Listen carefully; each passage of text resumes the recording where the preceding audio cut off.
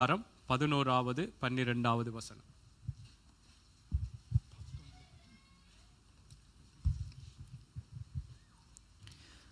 Tredje Mosebok, kapittel 19, vers 11 og 12. Dere skal ikke stjele, og dere skal ikke lyve, og dere skal ikke fare med svik mot landsmenn. Dere skal ikke sverge falskt ved mitt navn, for da vanhelliger du din Guds navn. Jeg er Herren.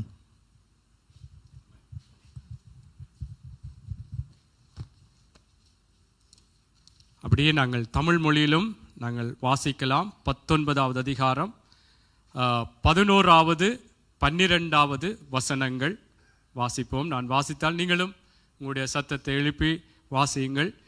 நீங்கள் களவு செய்யாமலும் வஞ்சனை பண்ணாமலும் ஒருவருக்கொருவர் பொய் சொல்லாமலும் இருங்கள். என் நாமத்தை கொண்டு பொய்யான இடுகிறதினால் உங்கள் தேவனுடைய நாமத்தை பரிசுத்த குலைச்சலாக்காமலும் இருப்பீர்களாக. நான் கர்த்தர். நாங்கள் ஜெபம் பண்ணுவோம்.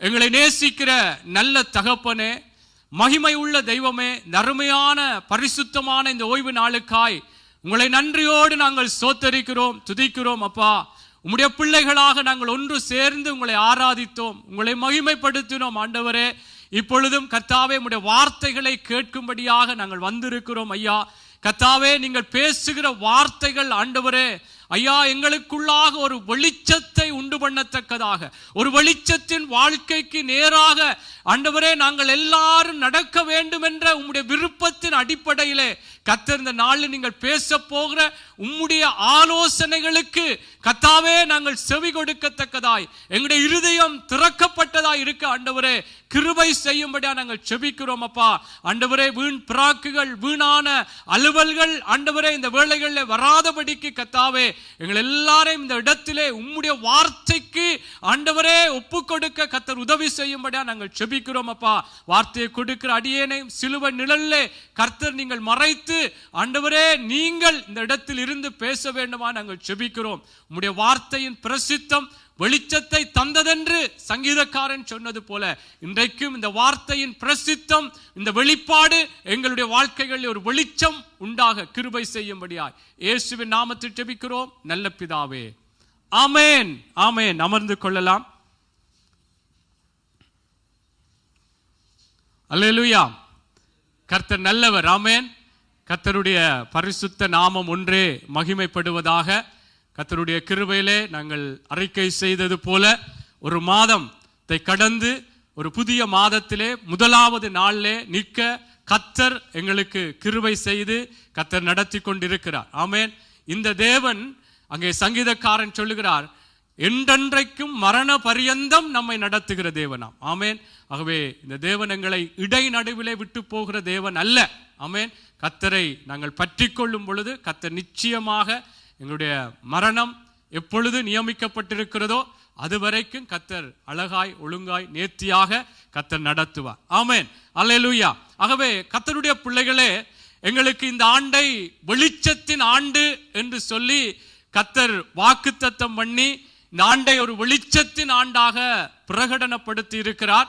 இந்த வெளிச்சத்தின் ஆண்டிலே எங்களுடைய வாழ்க்கைகள் இன்னும் ஒரு வெளிச்சத்தின் வாழ்க்கையாக மாற வேண்டும்.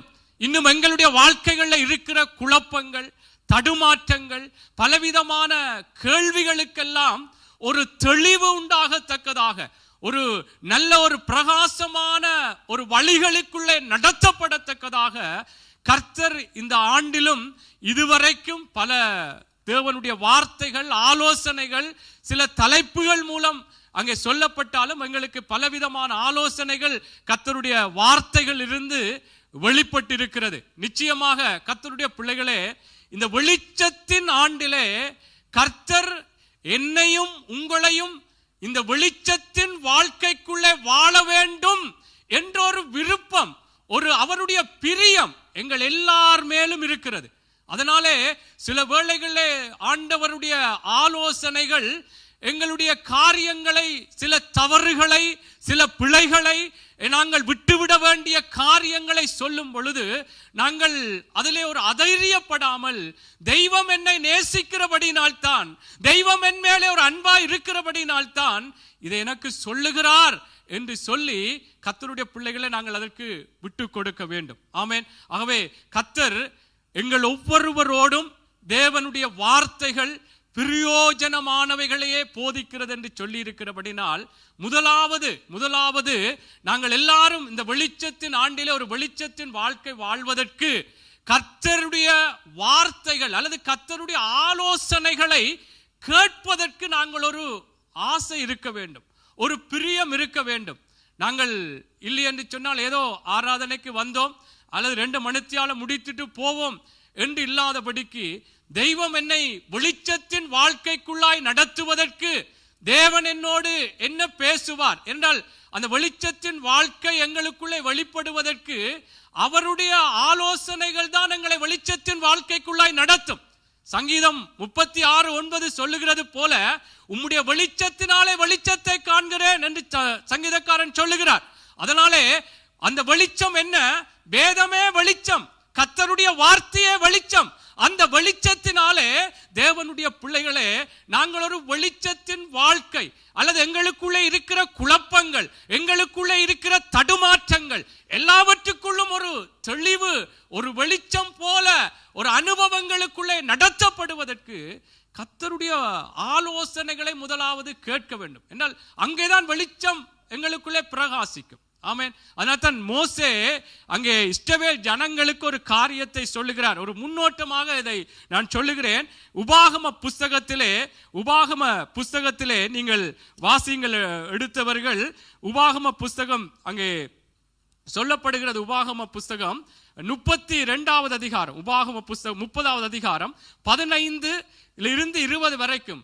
ஏன் நான் அதை சொல்றேன் என்றால், நாங்கள் எல்லாருமே இந்த வெளிச்சத்தின் ஆண்டிலே ஒரு வெளிச்சத்தின் வாழ்க்கைக்குள்ளாக நாங்கள் நடத்தப்பட வேண்டும். அதற்கு தெய்வம் என்ன, அந்த வார்த்தைகள், அவருடைய ஆலோசனைகள் என்ன என்பதை கேட்பதற்கு நாங்கள் ஒரு விருப்பம் இருக்க வேண்டும். ஒரு மனம், ஒரு எங்களுக்குள்ளே எப்பொழுதுமே உந்தப்பட்டு கொண்டிருக்க வேண்டும். வாசிங்கள்.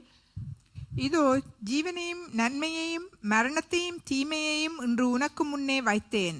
நீ பிழைத்து படிக்கும் நீ சுதந்தரிக்க போகிற தேசத்தில் உன் தேவனாகிய கர்த்தர் உன்னை ஆசீர்வதிக்கும் படிக்கும் நீ உன் தேவனாகிய கர்த்தரில் அன்பு கூறவும் அவர் வழிகளில் நடக்கவும் அவர் கற்பனைகளையும் கட்டளைகளையும் நியாயங்களையும் கைக்கொள்ளவும் நான் இன்று உனக்கு கற்பிக்கிறேன். நான் இன்று என்ன சொல்லுகிறார்? கற்பிக்கிறேன். என்றால் நாங்கள் என்னத்தை தெரிவு செய்ய வேண்டும், எதை நாங்கள் தெரிவு செய்யக்கூடாது, அதனால எப்படி ஆசீர்வாதம் வரும் என்று சொல்றத மோசே சொல்ற, நான் உங்களுக்கு கற்பிக்கிறேன். ஆமென். அப்ப கற்பிக்கிற காரியத்தை நாங்கள் கேட்க வேண்டும். அந்த கேட்கிறதுக்கு ஒரு விருப்பம், ஒரு ஆசை எங்களுக்குள்ளே உண்டாக வேண்டும். எனக்கும் இதுக்கும் சம்பந்தம் இல்லை என்று இருந்து விடக்கூடாது. கர்த்தர் எல்லாரையும் நேசிக்கிறார்.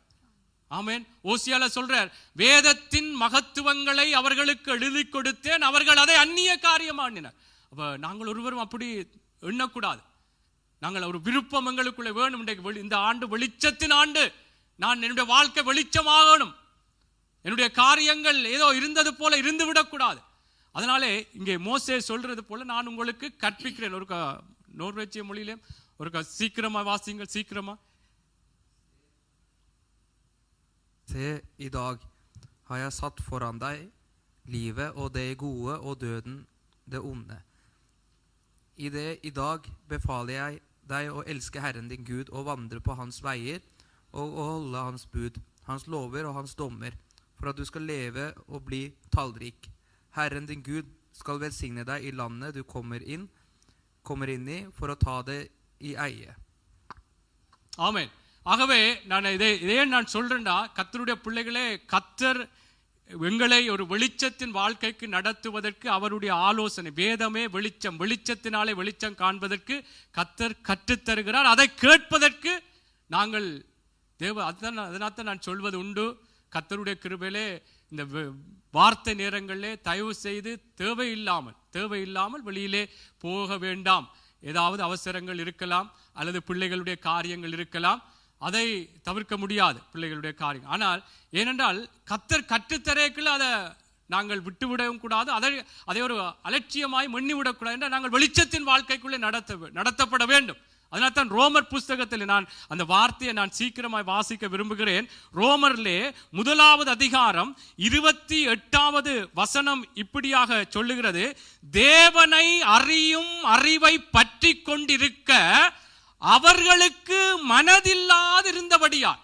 பாருங்கள், தேவனை அறியும் அறிவை பற்றி கொண்டிருக்க தேவனை குறித்து அறிகிற அந்த அறிவை குறித்த காரியங்களை குறித்து கேட்பதற்கு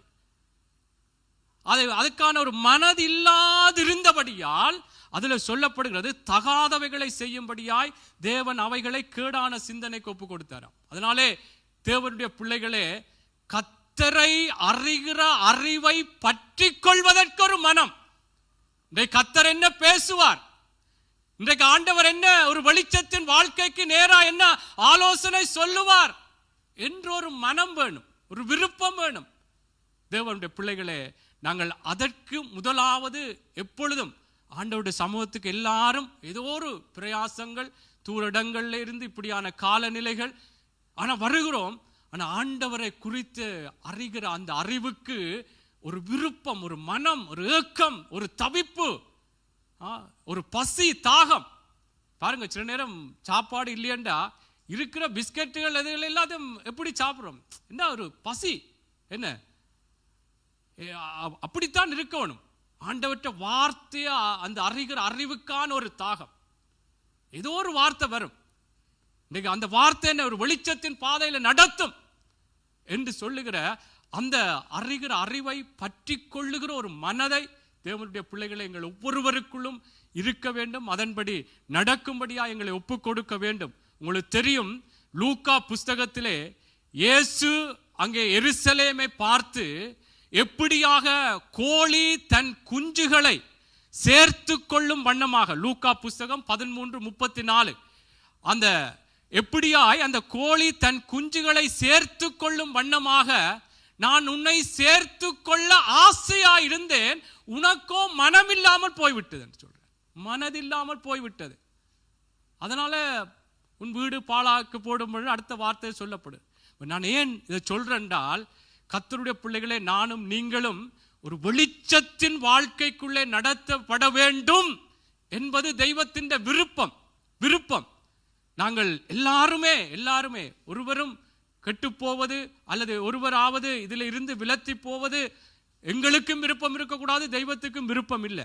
அதனால் தான் நான் சொல்லுகிறேன், கர்த்தருடைய பிள்ளைகளே, இந்த வெளிச்சத்தின் வாழ்க்கை அல்லது எங்களுக்குள்ளே இருக்கிற குழப்பங்களுக்கு, தடுமாற்றங்களுக்கெல்லாம் நல்ல பதில், ஒரு வெளிச்சத்தின் பதில், ஒரு பிரகாசம், ஒரு தெளிவான காரியங்கள் நிச்சயமாய் கர்த்தர் சொல்லுவார்.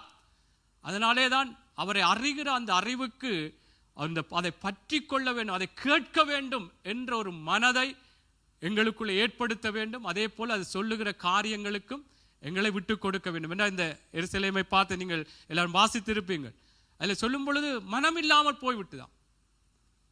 ஆகவே நாங்கள் இன்றைக்கு சொல்ல போகிற வார்த்தையும் சில வேளைகள் எங்களுக்கு அது நாங்கள் எங்களுடைய வாழ்க்கையோடு சில வேளைகளில் சில காரியங்கள் அது இருக்குமா இருந்தால் அதை விட்டு விடுவதற்கு நாங்கள் எங்களை ஒப்பு கொடுக்க வேண்டும். அது கர்த்தர் எங்கள் மேலே ஒரு நேசம் கொண்டுதான், எங்கள் மேலே ஒரு பிரியம் கொண்டுதான் கர்த்தர் பேசுகிறார். ஆமென். அவை இன்றைய நாள் தேவ செய்திக்கு தலைப்பு என்னவென்று சொன்னால், பொய் என்ற இருளை அகற்றும் வெளிச்சம்.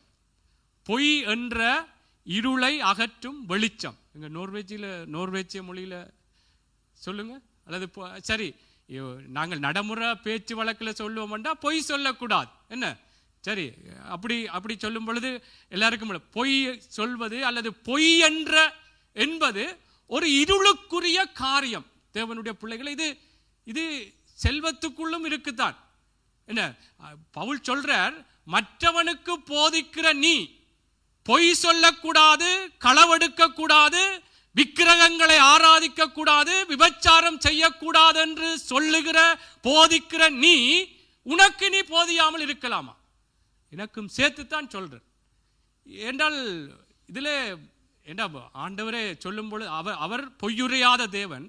அது சில ஆண்டவர் சொல்லும் பொழுது நான் பொய் சொல்ல ஒரு மனுஷன் அல்ல. அப்போ அதுக்காக அதை ஒரு சாட்டு போக்கா வச்சுக்கொள்ளக்கூடாது.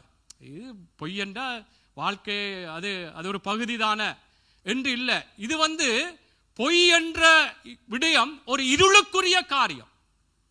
பொய் சொல்வது கர்த்தருடைய பிள்ளைகளே, அது இருளுக்குரிய காரியம், கர்த்தருக்குரிய காரியம் அல்ல. வெளிச்சத்தின் வாழ்க்கை என்று சொன்னால் நாங்கள் பொய் சொல்லாமல், ஒருவருக்கொருவரோ தேவனுடைய பிள்ளைகளே, நாங்கள் பொய் சொல்லாமல் உள்ளதை உள்ளதென்றும் இல்லாததை இல்லை என்றும் சொல்வதுதான் நாங்கள் ஒரு வெளிச்சத்தின் பிள்ளைகள். வெளிச்சத்துக்குரிய ஒரு வாழ்க்கை நாங்கள் வாழ்கிறதாக இருக்கும். ஆமென். இது எல்லாருமே தவறுகிறோம் தான்.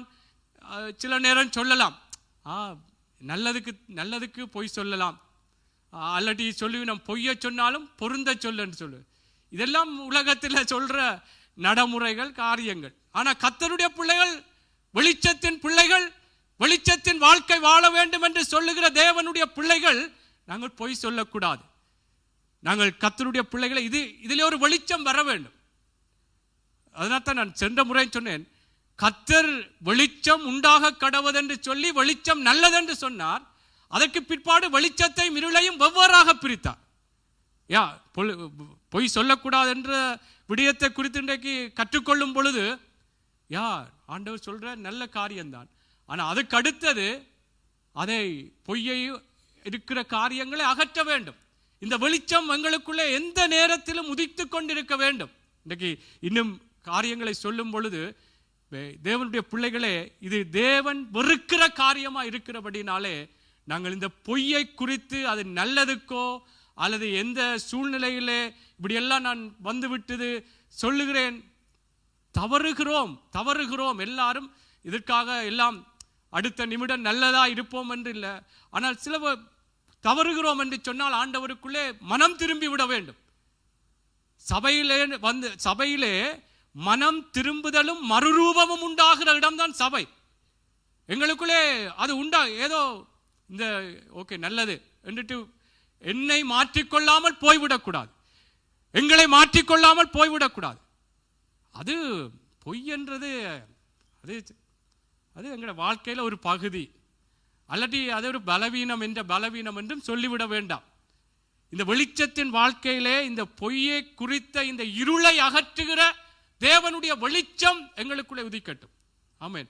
ஆகவே கர்த்தருடைய பிள்ளைகளே, உங்களுக்கு தெரியும், வேதத்திலே தேவன் பொய்யுரையாத தேவன். அவர் எப்படியாக எங்களுடைய வாழ்க்கைகளையும் அவருடைய சாயலுக்கொப்பாக அவரை போல, அதான் வெளிச்சத்தின் பிள்ளை என்றால் வெளிச்சத்தின் பிள்ளைகளாக நடந்து கொள்ள வேண்டும். உலகத்திலே சொல்லுவாங்க இன்னாற்ற பிள்ளை என்றால், ஆனால் அவர் நடக்கிற மாதிரி இந்த நடக்கைகள் இல்லையே என்று சொல்லுவார்கள். அப்போ வெளிச்சத்தின் பிள்ளைகள் என்று சொல்லுற நாங்கள் வெளிச்சத்தின் பிள்ளைகளாக நடந்து கொள்ள வேண்டும், பொய் சொல்லக்கூடாது. ஆமேன். ஆகவே தேவ பிள்ளைகளே, வாலிப பிள்ளைகள், நீங்களும் தான் விளையாட்டுக்கோ என்னத்துக்கா இருந்தாலும் நாங்கள் பொய் சொல்லக்கூடாது. ஆமேன். சரி, நீதிமொழிகள் யோவான் 8:44 வாசிப்போம். இதை கொஞ்சம் அந்த இருள், இது பொய் என்றது இருளுக்குரிய காரியம். அது நல்லதுக்கு சொல்றோமோ என்னத்துக்கு சொன்னாலும் இந்த பொய் என்ற விடயத்திலே எங்களுக்கு ஒரு வெளிச்சம் உதிக்க வேண்டும். இதே நான் சொல்லக்கூடாது, நீங்களேன் பொய் சொல்லக்கூடாது. கர்த்தருடைய பிள்ளைகள் உலகத்திலே சொல்லலாம், கவிதைக்கு பொய்யழகு, கண்ணுக்கு மையழகு என்று சொல்லுவார்கள். கவிதை பல விதங்களில் பொய்யாக, கவிஞர் மாதிரி இருக்கணும், நான் அவங்க திருத்திக் கொள்வாங்க. நான் ஏன் சொல்றேன்டா, சில நேரம் பொய்யாவே கவிதைகளை சொல்லினோம். என்ன எல்லாரும் திருமணம் ஆயிருக்கும், என்ன உன் பாதம் பட்ட இடத்துல சாதம் போட்டு சாப்பிடுவேன் என்று சொல்லுவாங்க. அப்புறம் கல்யாணம் கட்டி கொஞ்சம் காலம் ஒன்று நீ எனக்கு முன்னால் இருந்து என்றாலே சக்தி வருதுன்னு சொல்லுவோம். அப்போ இப்போ நான் ஏன் சொல்றேன்டா, கர்த்தருடைய பிள்ளைகளே, நாங்கள் பொய் சொல்லக்கூடாது. ஆமேன். இந்த பொய்யை நாங்கள் வெறுக்க வேண்டும். ஆமேன். சரி, யோவான் 8:44. யோவான் 8:44. நீங்கள் உங்கள் பிதாவாகிய பிசாசானவனால் உண்டானவர்கள், உங்கள் பிதாவினுடைய இச்சையின்படி செய்ய மனதாயிருக்கிறீர்கள். அவன் ஆதி முதற்கொண்டு மனுஷ கொலைபாதகனாயிருக்கிறான். சத்தியம் அவனிடத்தில் இல்லாதபடியால் அவன் சத்தியத்திலே நிலை நிற்கவில்லை. அவன் பொய்யனும் பொய்க்கு பிதாவுமாயிருக்கிறபடியால் அவன் பொய் பேசும்போது தன் சொந்தத்தில் எடுத்து பேசுகிறான். ஆமென். சரி, பொய்யுக்கார் பிதா? பிசாசு. ஆமென். அவ பொய்யனும் பொய்க்கு பிதாவுமாய் இருக்கிறான் என்று சொல்லப்படுகிறது. அதனாலே அவ பொய் என்றது இருளுக்குரிய காரியம். இப்போ நான் ஏன் இது சொல்றேன்டா, நாங்கள் எங்களை மாற்றிக்கொள்வோம். சில வேளைகளில் சரி நாளைக்கு வீட்டிலையோ இப்போ போன உடனேயோ அல்லது அது எங்களோட வாழ்க்கையில் சில நேரம் அது படிஞ்சிடும். ஆனால் இல்லை, இப்போ ஆண்டவர் இது சொல்றார், இது பொய் பொய்க்கு பிதா பிசாசு, அப்போ அவனை மகிமைப்படுத்துறேன் என்று சொல்லி நாங்கள் அதில் இருந்து விலகி நடக்க வேண்டும் கர்த்தருடைய பிள்ளைகளே. ஆகவே பொய் என்றது அது இருளுக்குரிய காரியம். இந்த பொய் என்ற இருளிலே தேவனுடைய வெளிச்சம், தேவனுடைய வார்த்தையாகிய வெளிச்சம் எங்களுக்குள்ளாக அந்த வெளிச்சத்தின் வாழ்க்கைக்குள்ளே நடத்தப்பட வேண்டும். ஆமென். சரி, வாசியுங்கள் நீதிமொழிகள் 12:22. போன முறை சொல்லிவிட்டார்கள், நான் கொஞ்சம் கூட நேரம் எடுத்துட்டேன் என்று. பொய் உதடுகள் கர்த்தருக்கு அருவருப்பானவைகள், உண்மையாய் நடக்கிறவர்களோ அவருக்கு பிரியம். ஆமென். பாருங்கள், பொய் உதடுகள் கர்த்தருக்கு அருவருப்பானவைகள், உண்மையாய் நடக்கிறவர்களோ அவருக்கு பிரியம். அப்ப பொய் உதடு கர்த்தருக்கு அருவருப்பா, அருவருப்பு. ஏதாவது எங்களுக்கு தெரியும், ஏதாவது அருவருப்பா இருந்தால் அதை விளத்திய என்ன நொஸ்குலஸ் எக்கல் அப்படியா? அப்ப அப்படி போறோம் இல்லையா? அப்ப பொய்யும் அருவருப்பு, பொய் உதடுகள் அருவருப்பு. எனக்கும் சேர்த்து தான் சொல்றேன். பொய் உதடுகள் கர்த்தருக்கு அருவருப்பாம். இது எப்படி நாங்கள் இப்படியான பொய் சொல்லுகிற நேரங்கள் வரும் பொழுது எப்படி நாங்கள் அகற்ற வேண்டும் என்று சொல்லி உபாகமத்திலே நான் சீக்கிரமா வசனங்களை சொல்றேன். ஏன் பொய்யை நாங்கள் வெறுக்கணும்? இந்த பொய்யின் இருளுக்குரிய காரியம், இதில் ஒரு வெளிச்சம் வரணும். பொய் நல்லமில்லை என்று ஒரு வெளிச்சம், பொய் அருவருக்கிறார். ஆமென். சரி, உபாகமம் வாசிப்போம். 7வது அதிகாரம் சீக்கிரமா எடுப்போம் பிள்ளைகள். உபாகமம் 7:25-26 சீக்கிரம் எடுத்து வாசிங்க.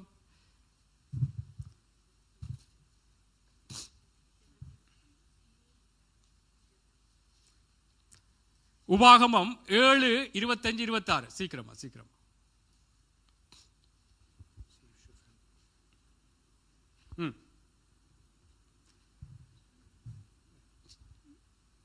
De utskårne gudsbilder dere brenne med ild.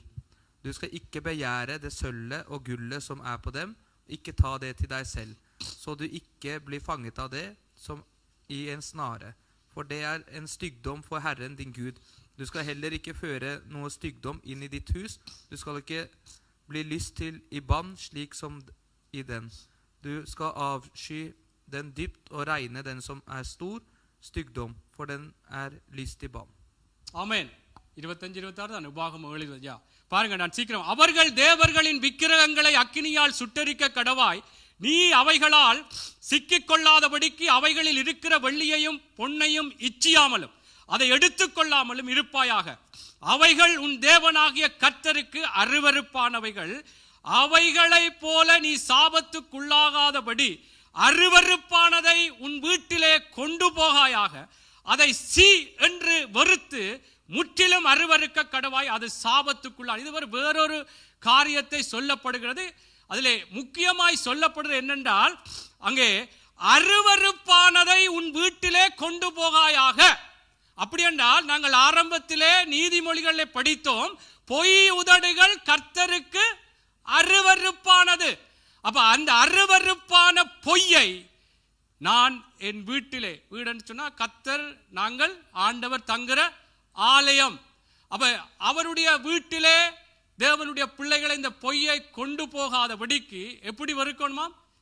இதுல சொல்லப்படுது சி என்று வருத்து. என்ன சொல்லுவோம்? சி போ. அப்படி சில நேரம் வார்த்தைகள் பயன்படுத்துவார் சாரை ஆக்களை பார்த்து. அப்ப பொய் அப்படியான சி என்று நாங்க வெறுக்கணுமா? என்ன ஏன்னா ஆண்டவர் தங்குற ஆலயம், நாங்கள் அவருடைய வீடு. அப்ப இந்த வீட்டில இந்த அருவருப்பான பொய்யை நானும் நீங்களும் எடுத்துக்கொள்ள கூடாது. இது வெளிச்சத்தின் ஆண்டு. ஆமென். வெளிச்சத்தின் ஆண்டுன்னா அப்படியே வெளிப்படையா இருக்கணும் இல்லையா? நாங்கள் கர்த்தருடைய பிள்ளைகள். இது பொய் என்றது இருளுக்குரிய காரியம். இந்த பொய்யினாலே இதிலே சொல்லப்பட்ட காரியத்தை போல அது ஏதோ கொஞ்ச காலத்துக்கு நல்லது போல தோன்றலாம். தேவனுடைய பிள்ளைகளே, பொய்யை நாங்கள் சி என்று அருவருக்கணுமா, அருவருக்கணும். ஒருவருக்கொருவர் பொய் சொல்லக்கூடாது. ஆமென். உள்ளதை உள்ளதென்று சொல்லுவோம். அது சில நேரம் நாங்கள் வெட்கப்படுகிறது போல, இதை சொன்னால் எப்படி நினைப்பினோம் என்று எல்லாம் அதை விடும். கர்த்தர் என்ன நினைப்பார், மற்றாக்க என்ன நினைப்பினோம் என்று யோசிக்க வேண்டாம். கர்த்தர் என்ன நினைப்பார்? இதுல பொய் சொன்னா கர்த்தர் எங்களை எப்படி நினைப்பார்? அவருக்கு மகிமை உண்டாகாது இல்லையா? எல்லாம் நான் சொல்றேன், எல்லாருமே தவறுகிறோம். ஆனால் இதுல வரணும், வெளிச்சம் எங்களுக்குள்ளே உதிக்க வேணும். அதுக்கு தான் நான் சொல்றேன். எல்லா இடங்களும் பிள்ளைகள் பாடசாலை காரியங்களோ, நீங்கள் வேலை இடங்களிலோ, சகோதர சகோதரிகள் மத்தியிலோ நாங்கள் பொய் பேசக்கூடாது. பொய் பேசக்கூடாது. பொய் அருவருப்பான காரியம். அந்த அருவருப்பை எங்களுடைய வாழ்க்கையில எடுத்துக்கொள்ளக்கூடாது. அந்த அருவருப்பை சி என்று சொல்லி வெறுக்க வேணுமா? ஆமென். அவை தேவனுடைய பிள்ளைகளை, அதிலே என்ன ஆதாயங்கள் வந்தாலும் நாங்கள் பொய் சொல்லாமல் இருக்க வேண்டும். அல்லேலூயா, அல்லேலூயா. சரி, வாசியுங்கள். இந்த யாத்ராகம புஸ்தகத்திலே 20வது அதிகாரம். அதுக்கு முன்பு தேவனுடைய பிள்ளைகளை உங்களுக்கு தெரியும், இந்த பொய்யினாலே உங்களுக்கு தெரியும், சிலரை குறித்து பொய் சொல்லி தவறான காரியங்களை, செய்திகளை அவர்களை குறித்து தவறாக வெளிப்படுத்தினதினாலே அநேகர் தங்களுடைய உயிர்களையே மாய்த்து கொண்ட சம்பவங்கள் நாங்கள் அறிந்திருக்கிறோம். சிலர் குடும்பங்கள் பிரிந்த காரியங்களை அறிந்திருக்கிறோம். கணவன் மனைவிக்காய், பிள்ளைகளுக்கு எதிராய், இப்படி உறவுகளுக்கு எதிராய் பொய்யான சில காரியங்களை சொன்னதினாலே பிரிவுகள் வந்திருக்கிறதை அறிந்திருக்கிறோம். எங்களுக்கு தெரியும். தாங்களே மாய்த்து கொண்டவர்கள் அல்லது தங்களையே தனிமைப்படுத்தி வியாதிஸ்தர்களாக மாறின பலரை அறிந்திருப்போம். சிலர் சிறைச்சாலைகளுக்குள்ளும் அவர்கள் பொய்யான சில காரியங்களை மற்றவர்கள் சொன்னதினாலே போனதை கூட அறிந்திருப்போம். உங்களுக்கு தெரியும், வேதத்திலே ஒரு சம்பவம் யோசேப்பை குறித்து உங்களுக்கு தெரியும். அந்த போர்த்திபாருடைய மனைவி எப்படி அவள் பொய் சொன்னால், இவர் என்னை தவறான ஒரு காரியத்துக்கு பயன்படுத்தும்படியாய் அவர் முயற்சித்தார் என்று சொல்லி அவனை குறித்து பொய்யாக சொன்னதினாலே சிறைச்சாலைக்குள்ளே கொண்டு போகப்பட்டான். ஆகவே கர்த்தருடைய பிள்ளைகளே, நாங்கள் பொய் சொல்வதனாலே அல்லது பொய்யான காரியங்களை, தெரியாத காரியங்களை நாங்கள் பொய் சொல்லி நாங்கள் செயற்படுவோமா இருந்தால் மற்றவர்களுக்கும் எவ்வளவோ ஒரு வேதனைகளுக்குள்ளே போகிற காரியமாக இருக்கிறது. எங்களுக்கு மாத்திரமல்ல, மற்றவர்களுடைய காரியங்களை சம்பந்தப்படுத்தி நாங்கள் செயற்படும் பொழுது அது எவ்வளவு ஒரு வேதனையான நிலைகளுக்குள்ளே போகிறது. அதைத்தான் யாத்ராகம புஸ்தகம், அதை வாசியுங்கள். 20வது அதிகாரம் 16வது வசனத்தை நாங்கள் வாசிக்கலாம். யாத்ராகம புஸ்தகம். பிறனுக்கு விரோதமாய் பொய்ச்சாட்சி சொல்லாதிருப்பாயாக. வாசிங்க. Du skal ikke avlegge falsk vittnesbyrd mot din neste. ஆமென். பிறனுக்கு விரோதமாக பொய்ச்சாட்சி, பொய்யாக சாட்சி சொல்லக்கூடாது. அல்லது எனக்கு அவர் காசு தருவார், அல்லது எனக்கு தெரிஞ்சவர், உள்ளதென்று சொல்லணும். என்னுடைய நண்பனாயிருக்கலாம், மனைவியாயிருக்கலாம், பிள்ளையாயிருக்கலாம், தெரிந்த ஊழியக்காரனாயிருக்கலாம். பொய்ச்சாட்சி சொல்லக்கூடாது. இது வெளிச்சத்தின் ஆண்டு. வெளிச்சத்தின் பிள்ளைகள் வெளிச்சத்தின் வாழ்க்கை வாழ வேண்டுமானால் தேவனுடைய பிள்ளைகளே, நானும் நீங்களும் கர்த்தருக்குள்ளாக இதிலே இருந்து நாங்கள் ஒரு விடுதலை பெற வேண்டும். எனக்கும் உங்களுக்குள்ளும் ஒரு வெளிச்சம் வர வேண்டும். நான் இந்த வார்த்தையை சொல்றேன்னா நானும் உங்களோடு இந்த வார்த்தையோடு பிரயாணிக்கிறேன். எனக்கும் இந்த வார்த்தை தேவை. தேவனுடைய பிள்ளைகளே, என்ற ஆண்டவர் அவருடைய வெளிச்சத்தினாலே நானும் நீங்களும் வெளிச்சத்தை காண வேண்டும். இது ஒரு அருவருப்பான காரியமா இருக்கிறபடினால், கர்த்தர் வெறுக்கிற காரியமா இருக்கிறபடினால் நாங்கள் எந்த விதத்திலும் ஒரு தீர்மானம் பண்ணி நாங்கள் தேவனுடைய பிள்ளைகளை கர்த்தருக்குள்ளாக நாங்கள் நடக்க வேண்டும். என்ன வேதம் சொல்லுகிறது? உண்மை உள்ள மனுஷன் பரிபூரண ஆசீர்வாதத்தை பெற்றுக்கொள்வான் இல்லையா? நீதிமொழிகளில் சொல்லப்படுது. அப்ப பொய் சொன்னாத்தான் ஏதாவது அந்த இடத்திலிருந்து தப்பலாம், அல்லது எனக்கு வேலை கிடைக்கும், ஏதோ ஒரு காரியத்தை நான் சம்பந்தப்படுத்தி சொல்லலாம். இல்லை. அது அந்த அந்த நேரங்களில் சில வேளைகளே ஏதோ உங்களுக்கு நல்லது போல தோன்றலாம். இல்லை, உண்மை உள்ள மனுஷன்தான் உள்ளதை உள்ளதென்று சொல்ல வேண்டும். சில வேளைகளே பொய் சொல்லுகிறவர்கள் இன்றைக்கு நல்லா இருக்கிறது போல, பொய்யினாலே காரியங்களை நடப்பிக்கிறவர்கள் இன்றைக்கு நல்லது போலவே இருக்கிறார்களே என்று யோசிக்கலாம். ஆனால் கர்த்தருடைய வார்த்தை சொல்லுகிறது, அங்கே எப்படியாய் அறுப்பும் விதைப்பும் இந்த பூமியில எல்லாருக்குமே நியமிக்கப்பட்ட வழி. அதிலே நாங்கள் மனம் திரும்ப வேண்டியது.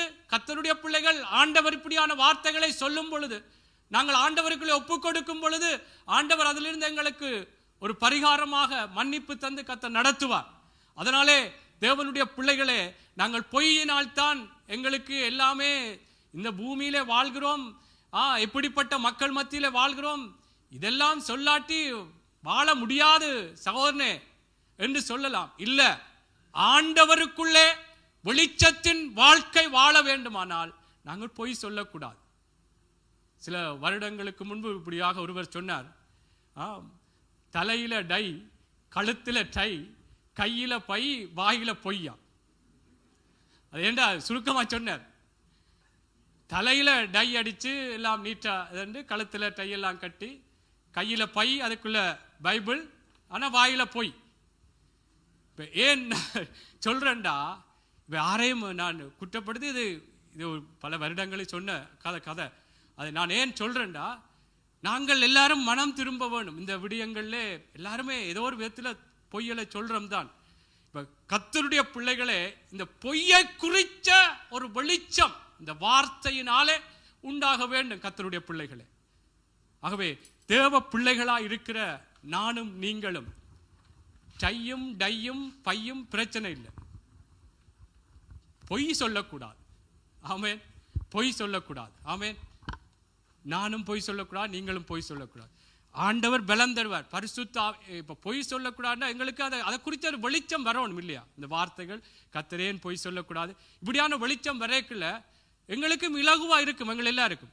இப்ப நாங்க ஒருத்தரும் குற்றப்பட்டு என்ன சொல்றாரோ, நான் என்னையும் சொல்றேன். இப்ப நீங்க நினைக்கலாம் உங்களை சொல்றேன், அதுக்காக நான் எல்லாம் பரிபூர்ணப்பட்டு சின்ன பொய் பெரிய பொய் என்றல்ல, பொய் தான். ஆமென். அதனால தான் ஆண்டவர் சொல்றார், திராட்சை தோட்டத்தை கெடுக்கிற சிறு நரியையும் குழி நரியையும் பிடிச்சு கட்டு. சின்ன காரியம் தான் அங்க கெடுக்குது. சொற்ப மதியினம் எப்படியா அவனை கெடுத்து போடுதுன்னு சொல்றாரு. செத்த ஈ பரிமள தைலத்தை கெட்டு போக பண்ணுதுன்னு சொல்றார். அதனால சின்ன பொய் பெரிய பொய் என்ற வித்தியாசம் இல்லை. அது அவர் பெரிய பொய் சொல்லி பெரிய நான் சின்ன பொய், சின்ன எல்லாம் பொய் தான். ஆமென். அதனாலே கர்த்தருடைய பிள்ளைகளை வெளிச்சத்தின் வாழ்க்கை வாழ வேண்டுமானால் எங்களுக்குள்ள இருக்கிற இந்த இருளுக்குரிய இந்த பொய்யை நாங்கள் சொல்ல வேண்டாம். உள்ளது கர்த்தர் பார்க்கிறார். நாங்கள் ஆண்டவற்ற பிள்ளைகள், வெளிச்சத்தின் பிள்ளைகள், வெளிச்சத்தின் பிள்ளைகளாய் நடந்து கொள்ள வேண்டும். ஆமென். ஆகவே கர்த்தருடைய பிள்ளைகளே, இதில் நாங்கள் மிகவும் கவனமாக இருப்போம். ரோமர் புஸ்தகம் 3வது அதிகாரம் 7வது 8வது வசனத்தை சீக்கிரமாக வாசிப்போம். ரோமர் புஸ்தகம், இதிலே பவுல் இன்னொரு காரியத்தை சொல்லுகிறார். ரோமர் புஸ்தகம் 3வது அதிகாரம் 7வது 8வது வசனம்.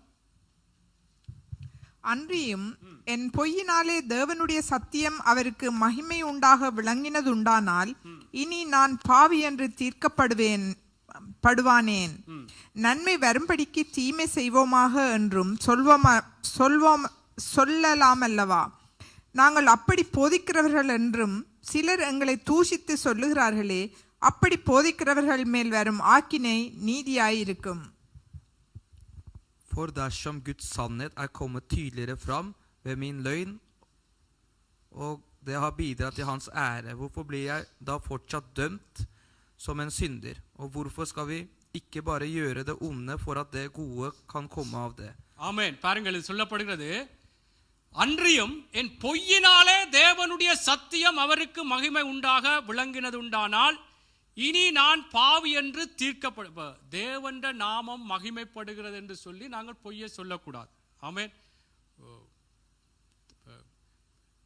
என் மனசுல இன்றைக்கு சாட்சி சொன்னாக்களுக்கு என்ன இவர் அங்கே அவங்க சொன்னதுக்கு இதுக்கு அவங்களுக்கு மனசு கஷ்டப்படுமே, இதை ஏன் சொல்றேங்க? அப்ப நான் குறையா சொல்லல உங்களை.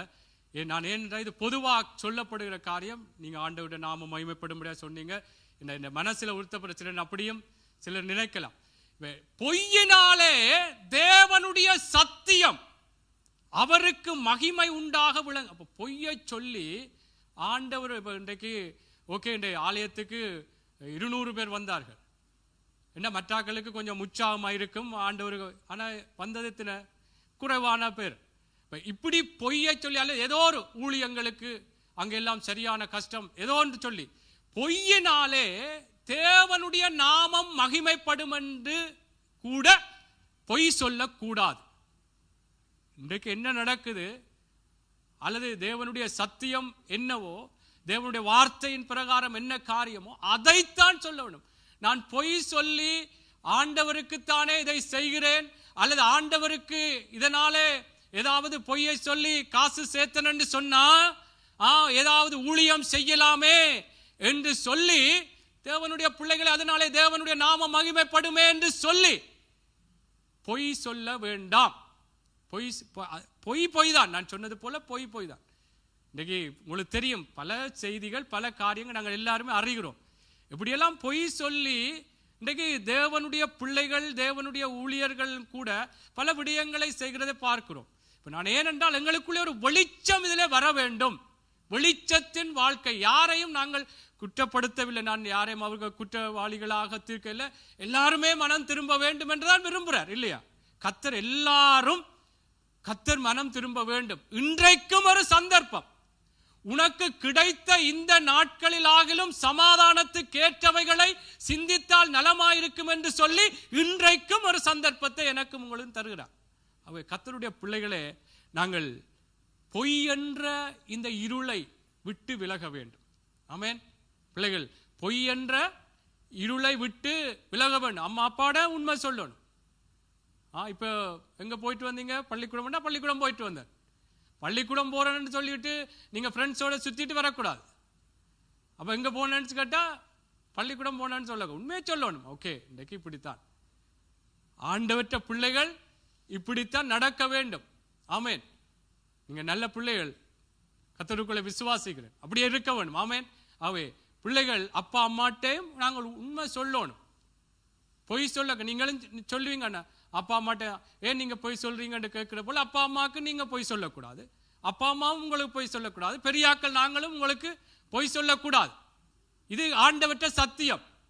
ஆமேன். இதுல அப்படி இப்படி என்று சொல்லி ஏதாவது அட்ஜஸ்ட் பண்றதுக்கு ஒன்றும் இல்லை. பொய்யை தேவனுடைய பிள்ளைகளே நானும் நீங்களும் நாங்கள் அருவருக்க வேண்டியவர்களாக இருக்கிறோம். ஆமேன். ஆகவே நாங்கள் இந்த பொய்யை சொல்லும் பொழுது அது பிசாசுக்குரிய காரியம். சங்கீதத்திலே 74வது அதிகாரம் 4வது வசனத்திலே இப்படி ஒரு வார்த்தை இருக்கிறது, நீங்கள் வாசிங்க. நான் அதை சுருக்கமாய் சொல்லுகிறேன்.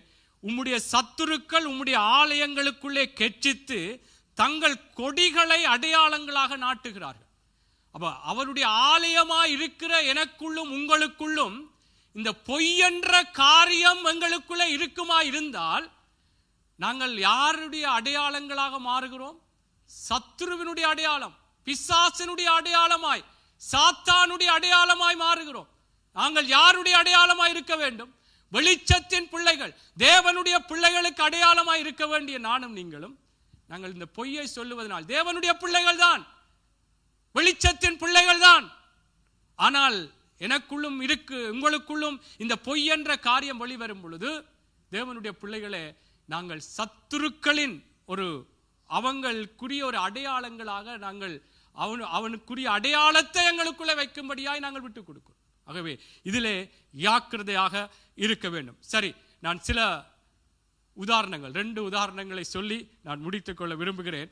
வாசிப்போம். அப்போஸ்தலர் புஸ்தகம் 5வது அதிகாரம். உங்களுக்கு தெரிந்த, நான் சொன்ன உடனே இந்த விடயங்கள் உங்களுக்கு தெரிந்த விடயம், அனனியா சப்ராளுடைய விடயம். ஒரு நோர்வேஜிய மொழியில சீக்கிரமா வாசிங்கள். அப்போஸ்தலர் 5வது அதிகாரம் 3வது வசனத்திலிருந்து 10வது வசனம்.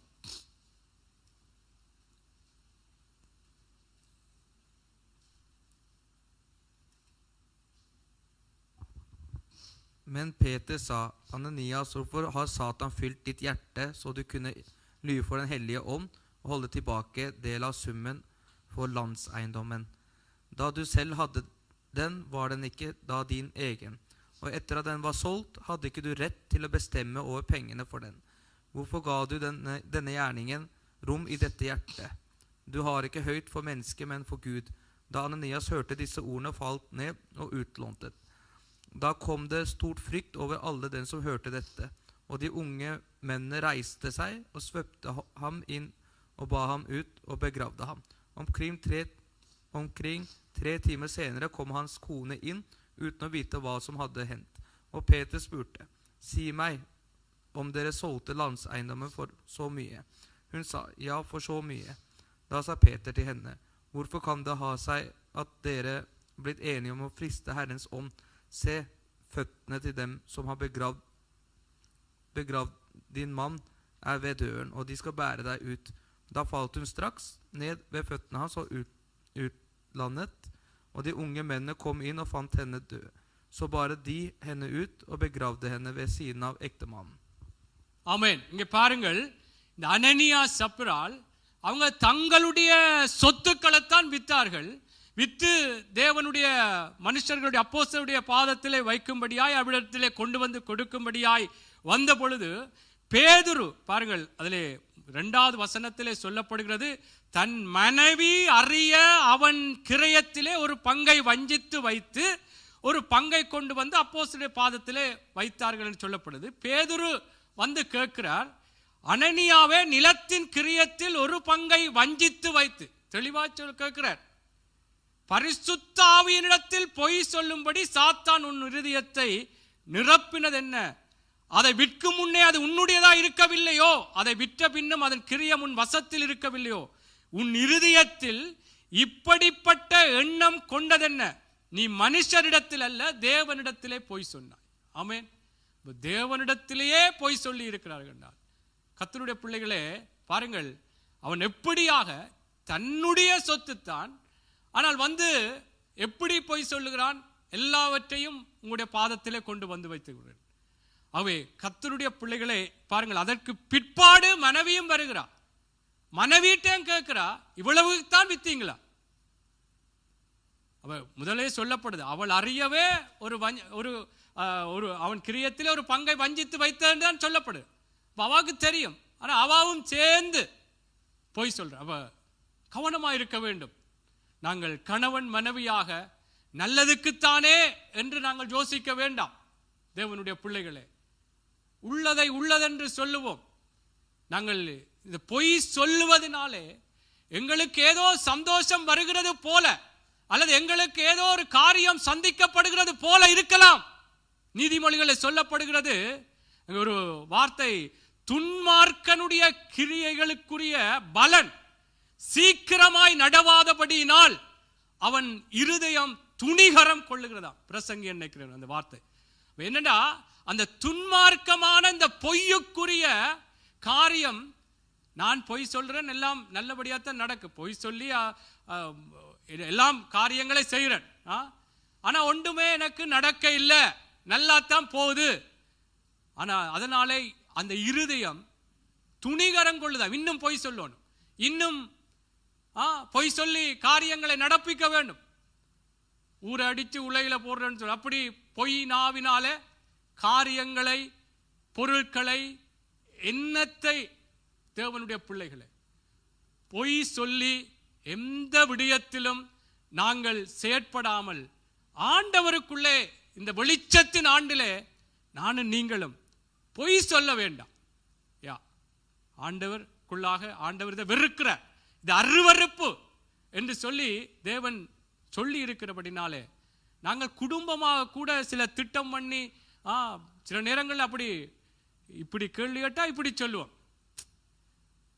எல்லாம் பிளான் பண்ணி செய்யணும் என்று சொல்லுவோம். அதுக்கு பொய் சொல்றது பிளான் பண்ண வேண்டாம்.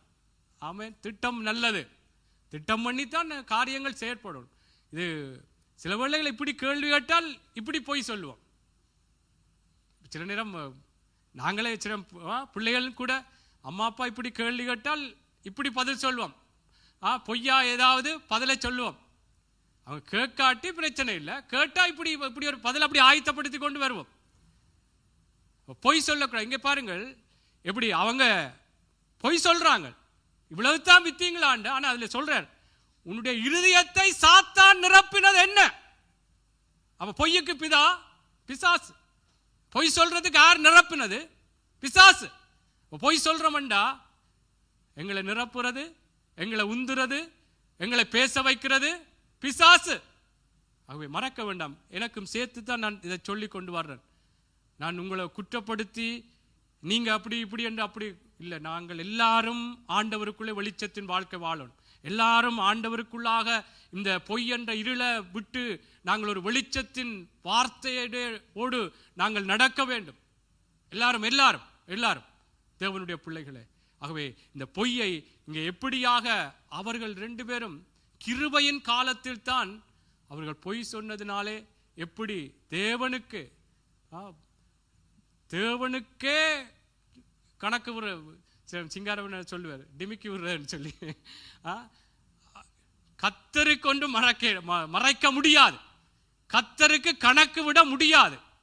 அதே மாதிரி மனுஷர்கள் மத்தியில் நாங்கள் பொய் சொல்ல கூடாது.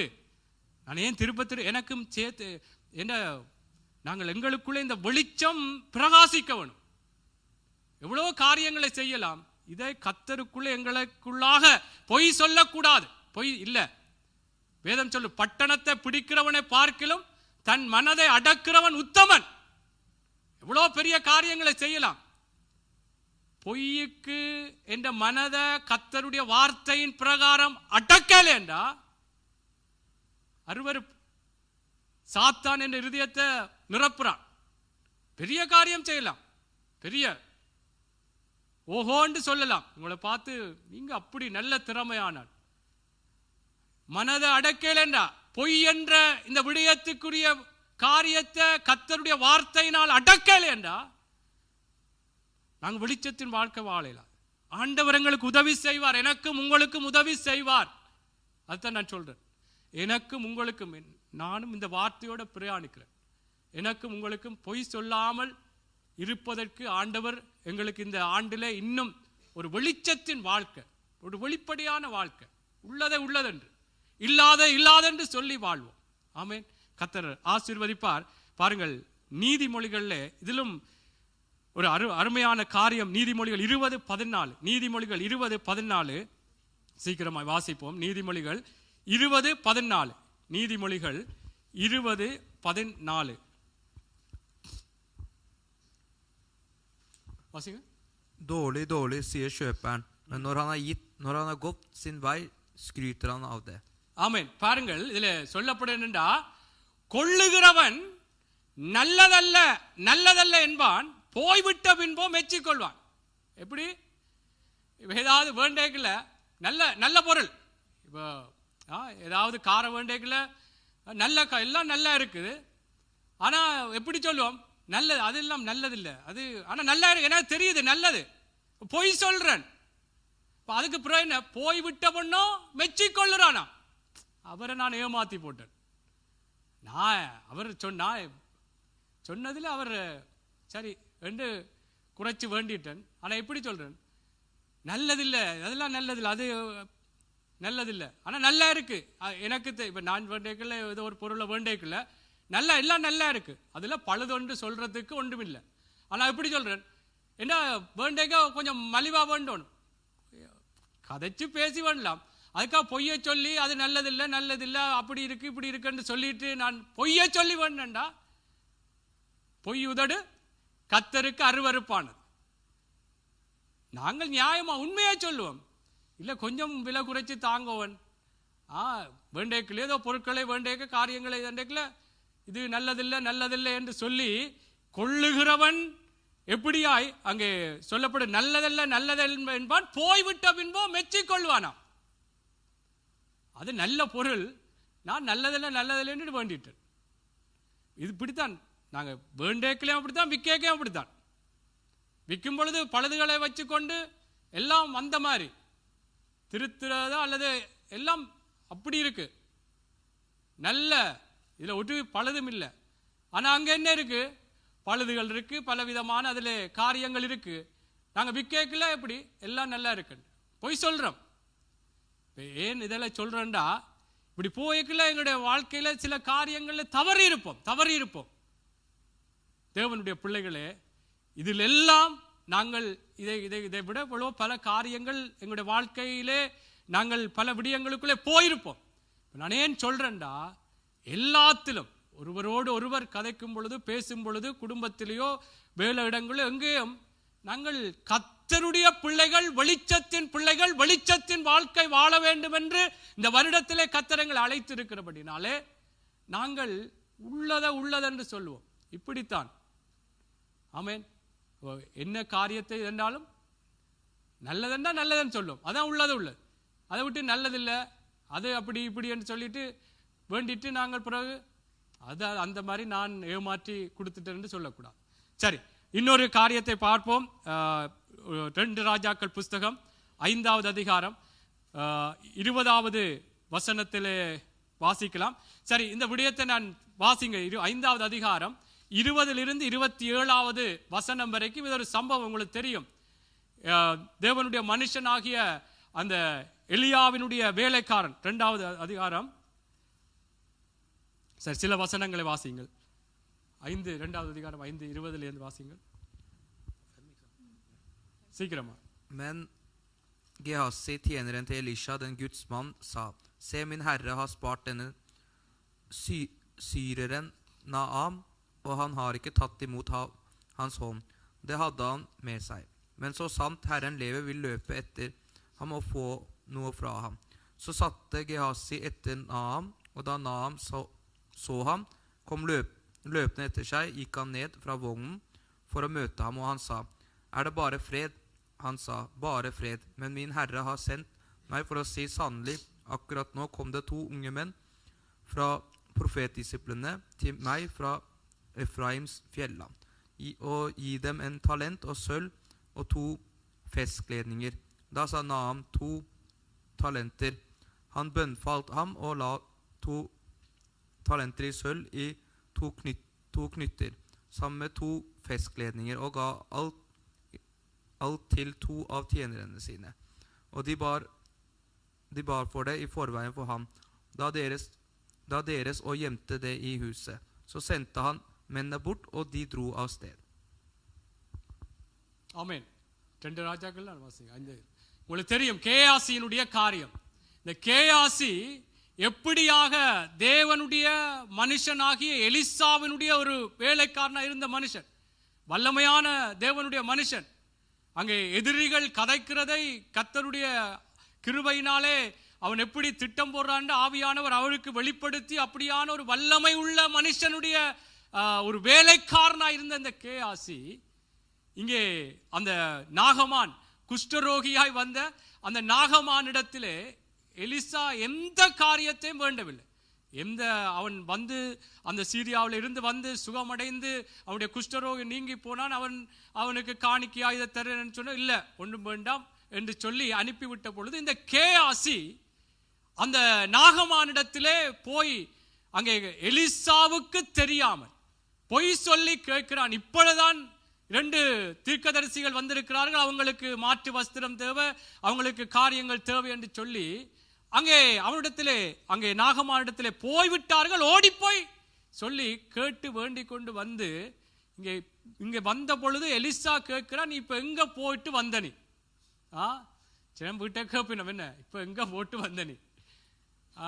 அப்ப அவன் சொல்றான், இல்ல நான் இங்கதான் இருக்கிறேன் என்று சொல்லி அங்கே பொய் சொல். பாருங்கள் என்ன இதுல என்றால், இதுல சொல்லப்படுகிறது பாருங்கள், அப்பொழுது அவன் இவனை பார்த்து, அந்த மனுஷன் உனக்கு எதிர்கொண்டு வர 26 தன் இரதத்திலிருந்து இறங்கி திரும்புகிறதற்கு என் மனம் உன்னுடன் கூட செல்லவில்லையா?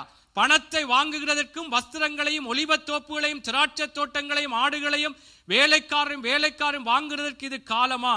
ஆகையால் நாகமானின் குஷ்டரோகம் உன்னையும் உன் சந்ததியாரையும் என்றைக்கும் பிடித்திருக்கும் என்றார். ஆமென்.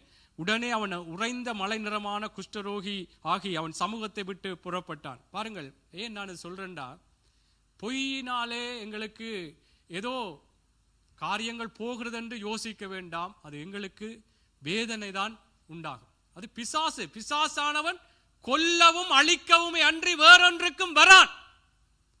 பொய் சொல்றதுக்கு தூண்டுவான். பொய் சொல்லு, இந்த நேரம் இப்படி சொல்லு, அப்பதான் தப்புவா அல்லது ஏதோ என்று இல்லை. கர்த்தருடைய பிள்ளைகளே, இந்த பொய் என்ற இருளிலே தேவனுடைய வெளிச்சம் இந்த நாளிலும் எனக்கும் உங்களுக்குள்ளும் இந்த வார்த்தையின் மூலமாக உதித்திருக்கிறபடினாலே, வெளிப்பட்டிருக்கிறபடினால் நாங்கள் பொய் சொல்ல வேண்டாம். பொய் உதடு கர்த்தருக்கு அருவருப்பானது. ஆமென். ஆகவே எந்த விஷயத்திலும் நாங்கள் எங்களுக்கு ஏதோ இப்போ நாங்கள் நீதிமொழியை பார்த்தது போல் நல்லதல்ல நல்லதென்று என்று சொல்லி பொருளை வேண்டிட்டு பிறகு போன பிற்பாடு மெச்சிக்கொள்வான்னு சொன்னது போல நாங்கள் அப்படியும் செய்யக்கூடாது. ஏன்னா எங்களுக்கு தெரியும் எல்லாம் நல்லா தான் இருக்குன்னு. ஆகவே இந்த அனனியா சப்ராலை போல நாங்கள் பார்த்தது போல இந்த நாளிலும் இந்த பொய்யை எந்த விடயத்திலும் நாங்கள் பேசாதபடி நாங்கள் வெளிச்சத்தின் பிள்ளைகள், பொய்யுரையாத தேவனுடைய பிள்ளைகள், நாங்கள் வெளிச்சத்தின் பிள்ளைகளாக நடக்க வேண்டும். ஆமென். அங்கே சங்கீதம் 119, 120 இந்த 3 வசனங்களை வாசித்து நாங்கள் ஒப்பு கொடுப்போம் ஆண்டவரிடத்தில். இந்த நாளிலும் எல்லாருமே தவறு இருக்கிறோம். ஆண்டவருக்குள்ளே இந்த வெளிச்சம் எங்களுக்குள்ளே பொய்யை குறித்த ஒரு வெளிச்சம் உதித்திருக்கிறபடினால், வெளிச்சம் நல்லது என்று தேவன் கண்டு எப்படி வெளிச்சத்தையும் இருளையும் வெவ்வேறாக பிரித்தது போல நாங்கள் பிரிக்க வேணும். இனி வெளிச்சம் நல்லது, பொய்யை குறித்த வெளிச்சம் வந்துட்டுது, அதனாலே நான் இல்லை திரும்பவும் பொய் தான் சொல்ல போறேன்றால் அது கூடாது. அது எங்களுக்கு தான் வேதனையாக உண்டாகும். வாசிங்க 119, 128 சீக்கிரமா இந்த 3 வசனங்களை வாசித்து எழுந்து நின்று நாங்கள் கர்த்தருக்கு இந்த நாளிலும் எங்களை ஒப்பு கொடுத்து திருவிருந்து பந்தைக்குள்ளே கடந்து செல்லலாம். Alle dine befalinger godtar jeg derfor som rette på alle områder. Jeg hater hver eneste løgnens sti. ஆமென். 104 வாசிங்கள். 119, 104. Av dine befalinger får jeg forstand, derfor hater jeg enhver løgnens sti. பாருங்க, நானும் தமிழிலே வாசிக்கிறேன், நீங்கள் எடுத்திருப்பீர்கள். பாருங்க, முதலாவது 104 வாசிக்கிறேன்.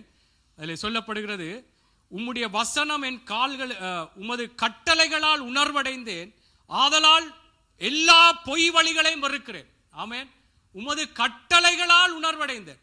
ஒரு மனுஷன் வார்த்தையால பொய் சொல்லக்கூடாது என்று சொல்லி அல்லது மனுஷன் அனுபவத்தாலேயோ அல்லது வேறொரு தத்துவங்களாலே அல்ல, கர்த்தருடைய வார்த்தையினாலே நானும் நீங்களும் பொய் சொல்லக்கூடாது என்பதை இந்த நாளும் உணர்வடைந்திருக்கிறபடினால் நாங்கள் பொய் வழியை விட்டு விலகி நாங்கள் நடக்க வேண்டும். ஆமேன். இதிலே சொல்லப்படுகிறது போல சங்கீதக்காரன் இதை சொல்லுகிறார். ஆமேன். சரி, அடுத்தது 128 பிள்ளைகள் வாசித்திருந்தார்கள். 128 சொல்லப்படுது, எல்லாவற்றை பற்றியும் நீர் அருளின எல்லா கட்டளைகளும் செம்மையென்று எண்ணி சகல பொய் வழிகளையும் மறுக்கிறேன். சொன்னதெல்லாம் ஆண்டவற்ற வார்த்தை, செல்வத்தின் வார்த்தை இல்ல. செல்வத்துக்கும் சேர்த்துத்தான் கர்த்தர் சொல்லி இருக்கிறார். ஆமென். அதனாலே அந்த வார்த்தை எல்லாம் உண்மை. இது உண்மை. இப்படித்தான் வெளிச்சத்தின் வாழ்க்கைக்குரிய பிள்ளைகளுடைய வாழ்க்கை. ஆமென். இதில் சொல்லப்பட்டது போல எல்லாவற்றை பற்றியும் நீர் அருளின எல்லா கட்டளைகளும் செம்மை என்று எண்ணி சகல பொய் வழிகளையும் வெறுக்கிறேன். சரி, 163 வாசித்து எழுந்து நிற்போமா? எழுந்து நின்று இந்த வார்த்தையை வாசித்து நாங்கள் முடித்துக் கொள்வோம். 163 சொல்லப்படுகிறது, பொய்யை பகைத்து அருவருக்கிறேன், உம்முடைய வேதத்தையோ நேசிக்கிறேன். ஆமென். பிள்ளைகள் சொல்லுவோமா ஒரு தடவை? பொய்யை பகைத்து உம்முடைய வேதத்தையோ, பொய்யை பகைத்து அருவருக்கிறேன். நோர்வேஜிய மொழியில வாசிங்க. Løgn hater og avskyr jeg, men din lov elsker jeg. ஆமென். சரி, தேவனுடைய பிள்ளைகளே, எங்களை ஒப்பு கொடுப்போம். இது நாங்கள் எங்களை குற்றப்படுத்திக் கொண்டு இதிலே ஒரு அதைரியப்பட்டு கொண்டு இருக்க வேண்டாம். எல்லாரும் தவறு இருக்கிறோம். ஆண்டவர் என்னோடும் உங்கள் எல்லாரோடும் நேசமாக அன்பா இருந்துதான் பேசி இருக்கிறார். அவரிடத்தில் வருகிறவர்களை புறம்பை தள்ளாத தேவன். எங்களை பிரியமா இருக்கிறார், நாங்கள் ஆசீர்வாதமா இருக்க வேண்டும் என்று அந்த நேசத்தோடு தான் கர்த்தர் எங்கள் ஒவ்வொருவரோடும் பேசி இருக்கிறபடினாலே நாங்கள் இந்த பொய் வழிகளை வெறுக்கத்தக்கதாய், பொய்யை பகைத்து அருவருக்கத்தக்கதாய் ஆவியானவர் எங்களுக்கு பலன் தர வேண்டும். ஆவியானவர் எங்களுடைய நாளாந்த வாழ்க்கையில பல மனிதர்களை காண்கிறோம், பல சூழ்நிலைகளை நாங்கள் சந்திக்கிறோம்.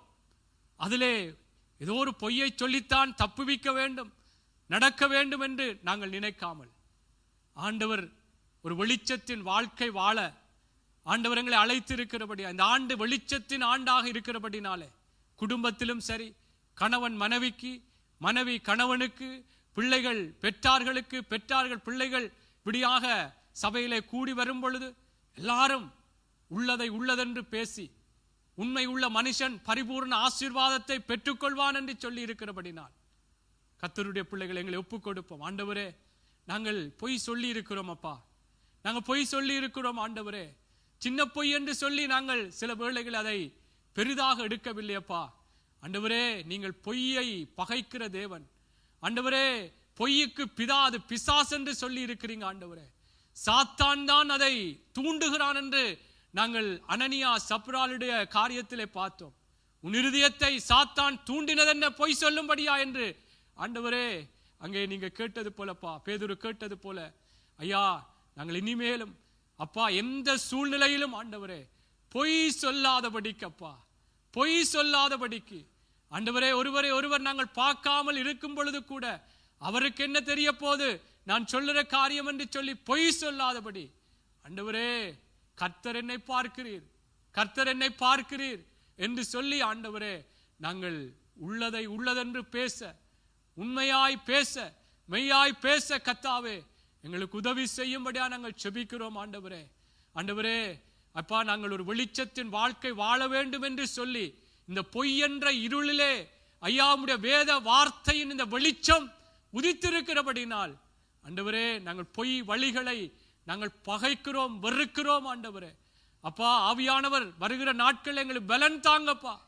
ஆண்டவரே, நாங்கள் பொய் சொல்லாதபடிக்கு எல்லா இடங்களிலும் அப்பா நாங்கள் நடக்க எங்கள் ஒவ்வொருவருக்கும் வாலிப பிள்ளைகள் ஆண்டவரே, பெரியாக்கள், எங்கள் எல்லாருக்கும் உதவி செய்யுங்கப்பா. நாங்கள் ஆண்டவரே, கர்த்தர் நீர் எப்பொழுதும் எங்களை பார்க்கிறீர் என்று அந்த எண்ணம் எங்களுக்குள்ள இருக்கட்டும் ஐயா. நாங்கள் யாரை குறித்தும் கூட பொய்ச்சாட்சி சொல்லாமல் ஆண்டவரே, பொய்யான தகவல்களையோ பொய்யான ஆண்டவரே விடயங்களை மற்றவர்களுக்குள்ளே பரத்தாதபடிக்கு அப்பா எங்களுக்கு உதவி செய்யுங்கப்பா. ஆண்டவரே, நாங்கள் பொய்களை சொல்லும் பொழுது அநேகருடைய வாழ்க்கைகளுக்கு அது வேதனையாக மாறிவிடுமே. ஆண்டவரே, நாங்கள் இதிலிருந்து விடுதலை பெற்று ஆண்டவரே உள்ளதை உள்ளதென்று சொல்ல கர்த்தர் எங்கள் ஒவ்வொருவருக்கும் உதவி செய்யுங்க. ஆவியானவரே எங்களுக்கு பலன் தாங்க. இதுவரைக்கும் நாங்கள் ஆண்டவரே பொய் பேசின விடயங்களை மன்னித்துக் கொள்ளுங்கப்பா. ஆண்டவரே, இனிமேலும் கர்த்தாவே நாங்கள் சில வேளை தவறும் பொழுது ஆண்டவரே ஐயா நாங்கள் மீண்டும் மனம் திரும்பி உங்களுடைய வெளிச்சத்தின் வாழ்க்கைக்குள்ளே நடக்க எங்களுக்கு உதவி செய்யுங்க. எங்கள் எல்லாரையும் உங்களுடைய கரத்துக்குள்ளே ஒப்புக் கொடுக்கிறோம். இயேசுவின் நாமத்தில் ஜெபிக்கிறோம் ஜீவனுள்ள நல்ல பிதாவே, ஆமென்.